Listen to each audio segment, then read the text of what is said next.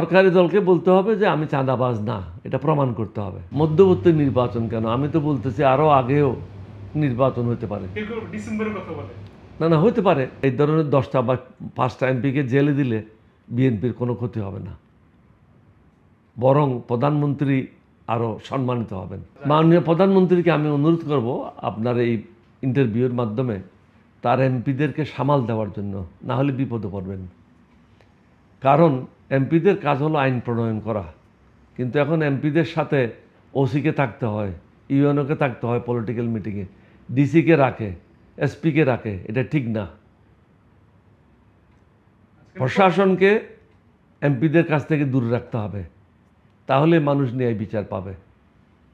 বিভিন্ন জায়গায় আপনি দেখেন, রিপোর্ট নেন, প্রধানমন্ত্রীর কাছে তো একাধিক সোর্স আছে, তার রিপোর্ট নেওয়া উচিত। স্বশিক্ষিত লোকেরা কী ধরনের অত্যাচার করছে এলাকাতে, কী ধরনের চাঁদাবাজি করতেছে, এটা তো ওনারই দায়িত্ব, উনি এটা ব্যবস্থা গ্রহণ করা উচিত।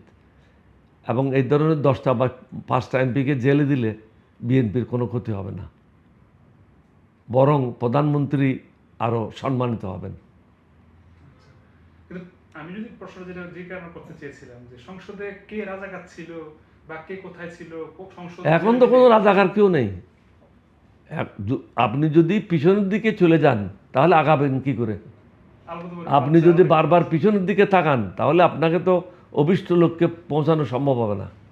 অভীষ্ট লক্ষ্যে পৌঁছতে হলে আপনাকে 2030 সালে কি করবেন, 2035 সালে বাংলাদেশে কি করবেন, 40 সালে কি করবেন, 45 সালে কি করবেন, এগুলি নিয়ে যারা গুণী ব্যক্তিরা আছেন, এক্সপার্টরা আছেন বিভিন্ন সাবজেক্টের উপরে, তাদেরকে দিয়ে রিসার্চ করতে হবে। এই রিসার্চ পেপারগুলি বাইর করতে হবে, বের করে এগুলি কার্যকরী করার জন্য ব্যবস্থা গ্রহণ করতে হবে, তাহলে আপনি এগিয়ে যাবেন। আপনি যদি বারবার পিছনের দিকে তাকান তাহলে আপনি হুচুট খেয়ে ওই জায়গায় পড়ে থাকবেন।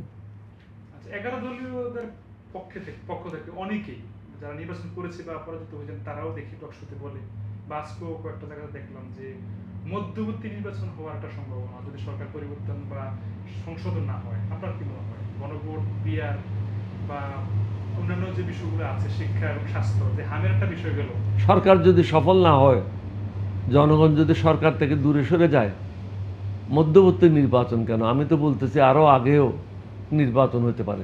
ডিসেম্বরের কথা বলে। না না, হতে পারে। কারণ সরকারকে জনগণের সাথে সম্পৃক্ত হতে হবে। জনগণকে সম্পৃক্ত হওয়ার জন্য আপনার সে সাহস থাকতে হবে। সেই সাহস আপনার কখন থাকবে? আপনি যখন দুর্নীতি মুক্ত হবেন, আপনি যখন চাঁদাবাজ মুক্ত হবেন, আপনার যখন ইমানি শক্তিতে আপনি বলিয়ান হবেন, আপনি যখন আল্লাহ এবং আল্লাহ রসুলের রাস্তায় চলবেন, আপনার মধ্যে জনগণ কোনো দোষ ত্রুটি থাকবে না। মানুষ মাত্রই দোষ ত্রুটি থাকবে, কিন্তু আমি চাঁদাবাজি করব না, আমি দুর্নীতি করব না, অন্যায়ের আশ্রয় নেব না।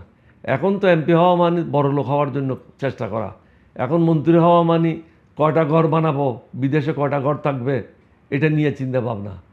এইগুলির জন্য প্রধানমন্ত্রীকে কঠোর হতে হবে।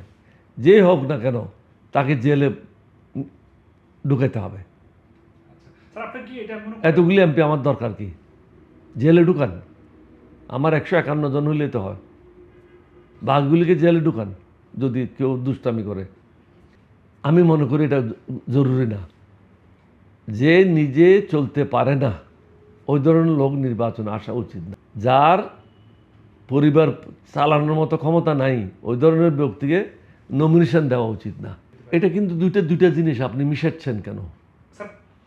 সরকারি দলকে বলছে চাঁদাবাজ আর সরকারি দল বলছে রাজাকার, এটা দুইটা পৃথক জিনিস। সরকারি দলকে বলতে হবে যে আমি চাঁদাবাজ না, এটা প্রমাণ করতে হবে বিরোধী দলের কাছে, তাহলে জনগণ বুঝবে যে সরকারে যারা আছে তারা চাঁদাবাজের সাথে সম্পৃক্ত না। এটার সাথে রাজাকারের সাথে কোনো সম্পর্ক নেই। তো আপনি এটা দুইটা জিনিস পৃথকভাবে রাখেন। বর্তমানে বাংলাদেশে কোনো রাজাকার নেই। আমি তো এটা বহুবার বলেছি গত 2 বছর যাবৎ। কয়েকদিন আগে মাননীয় স্পিকারও তো এটা বলছেন। তো সুতরাং আমি 2 বছর আগে 3 বছর আগে যেটা বলেছি এটা মাননীয় স্পিকারও বলছেন। এটার কারণটা কি? সত্য হলো আল্লাহ, সত্য হলো আল্লাহর নবী, সত্য হলো কোরআন। দেরিতে হলেও আপনার মুখে দিয়ে সত্য কথাটা বের হবে। আমাদের সবাইকে সত্যকে ধারণ করতে হবে, ন্যায়ের পথে চলতে হবে, তাহলে দেশ এগিয়ে যাবে। এখনও যাচ্ছে না বললে হবে না। আপনি এই গত 2-3 দিনে হাজার হাজার লোক বর্ডারে সমবেত হয়েছে ডাকুরাল নিয়ে। আমি সরকারি দলের কথা বলছি আর কি, সরকারি দল না, সাধারণ জনগণ তো যাচ্ছে, জি মানুষ তো দাঁড়ায় নেই, মানুষ তো প্রতিবাদ করতেছে। শুভেন্দুর কথায় যে মানুষ চলবে বাংলাদেশে এটা তো না। শুভেন্দুর কাজ হলো বাংলাদেশকে অস্থিতিশীল করা। ও বললো না হাসিনাকে এখানে পাঠাবে, জি তো সুতরাং তাকে তো একটা নির্দিষ্ট টাস্ক দিয়েই সরকারে বসাইছে ওখানে, হিন্দুস্তান সরকার। কিন্তু আমরা এটাতে চিন্তিত না। আমরা জাতি হিসেবে ঐক্যবদ্ধ। আমাদের দেশের স্বাধীনতা সার্বভৌমত্ব রক্ষার জন্য, দেশকে এগিয়ে নেওয়ার জন্য আমরা জাতিগতভাবে ঐক্যবদ্ধ। এখানে কোনো ভেদাভেদ নেই।